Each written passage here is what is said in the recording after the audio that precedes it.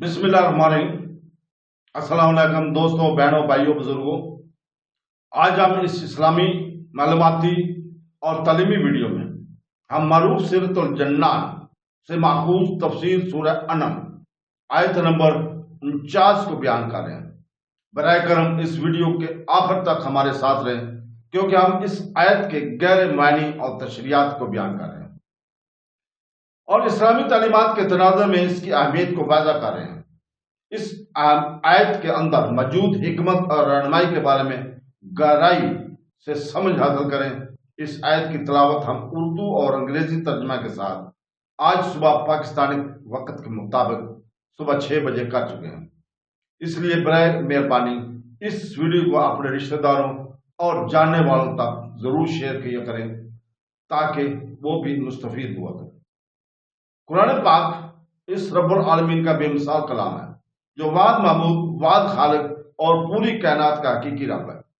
اللہ تعالیٰ نے یہ کلام حضور پاک صلی اللہ علیہ وسلم پر نازل فرمایا۔ بابرکت وحی کا آغاز رمضان مبارک کے مقدس مہینے میں ہوا۔ سیدنا جبرائیل علیہ السلام کو حضور پاک صلی اللہ علیہ وسلم پر وحی لانے کا یہ سعادت حاصل ہوئی۔ کچھ بابرکت آیات آپ پر براہ راست عطا کی گئی۔ حالات اور واقعات کے لحاظ سے سب سے فصیح زبان عربی زبان میں تقریباً 23 سال کے عرصے میں وحی الہی کا نزول ہوا۔ سورہ انعام قرآن مجید کی 6ٹھی سورت ہے، جس میں 165 آیت اور 20 رکوع ہیں۔ ابن عباس کی روایت ہے کہ مکہ مکرمہ میں یہ آیت ایک ہی نشست میں نازل ہوئی۔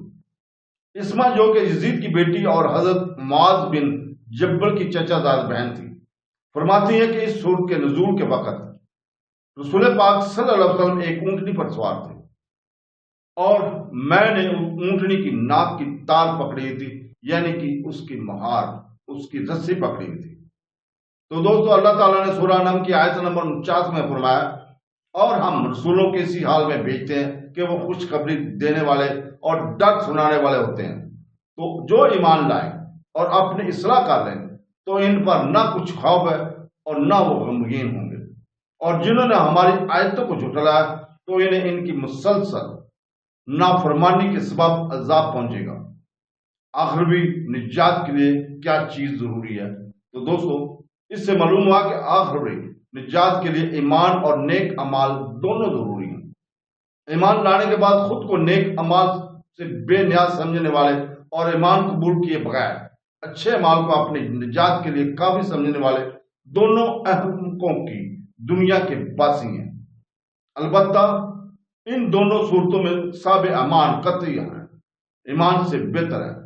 امام غزالی رحمۃ اللہ علیہ فرماتے ہیں، جب بندہ ایمان لاتا ہے اور اس کے بعد اچھے اعمال کرتا ہے اور برائیوں سے باز رہتا ہے، نیز امید اور خوف کے درمیان اس طرح متردد رہتا ہے کہ اسے عمل قبول نہ ہونے کا ڈر ہوتا ہے، اور وہ اس بات سے ڈرتا ہے کہ وہ ہمیشہ نیک عمل نہ کر سکے اور اس کا خاتمہ اچھا نہ ہو، لیکن اس کے ساتھ ساتھ اللہ تعالیٰ سے اس بات کی امید بھی رکھتا ہے کہ وہ اسے مضبوط اور ثابت قدم رکھے گا، اس کے دین کو موت کی سختیوں سے بچائے گا، حتیٰ کہ وہ توحید پر دنیا سے رخصت ہو جائے گا، اور باقی کی زندگی اس کے دل کی خواہشات سے محفوظ رکھے گا تاکہ وہ گناہ کی طرف مائل نہ ہو۔ تو ایسا آدمی عقل مند ہے، لیکن اس کے علاوہ لوگ دھوکے میں ہیں اور عنقریب عذاب کو دیکھیں گے۔ تو دوستو، انہیں معلوم ہو جائے گا کہ کون شخص سب سے زیادہ بھٹکا ہوا ہے، اٹھا ہے، اور کچھ وقت کے بعد اس کی خبر تم ضرور جان لو گے۔